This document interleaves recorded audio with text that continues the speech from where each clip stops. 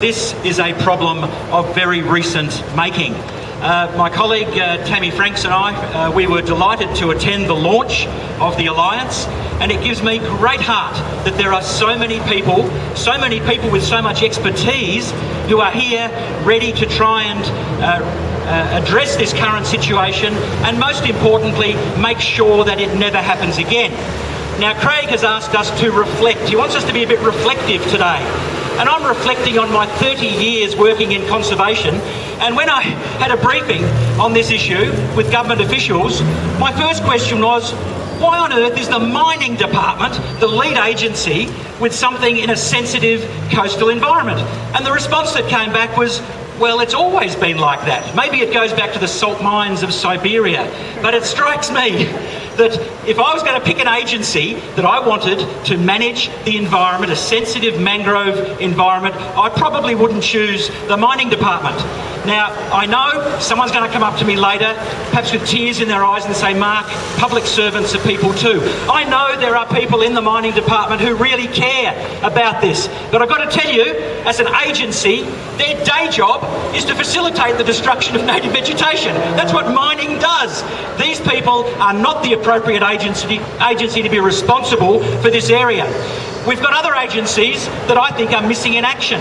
Sure, the EPA, they say they're part of a whole-of-government approach. I've got to say, when I hear the words whole of government, it frightens me, because usually shared responsibility can mean no responsibility. We've got a Coast Protection Board that's got nothing to do with this. Wash their hands of it. This is about protecting the coast. Why aren't they players as well? So I think that we need to put a lot of pressure on the government in relation to how it structures the bureaucracy to make sure that the people we put in charge of managing our natural resources for the benefit of the environment itself, for the benefit of future generations, are people who are up to the task. Because I accept what Perry's saying and Craig's saying, the response has been inadequate. It has been too slow. And I asked the government officials, I said, have you asked the company to put in more pumps so we can get the water out faster? Oh no, we didn't do that. There's sort of existing infrastructure. It might not be reasonable to ask them to do more. Those words are in the legislation. You can only ask companies to do what is reasonable. I would have thought that faced with the level of environmental destruction that we're facing, it would have been bloody reasonable to tell them, get your chequebook out, get those extra pumps, get those extra facilities in, and bloody do the job and do it fast. They didn't do that. It is a failure of administration.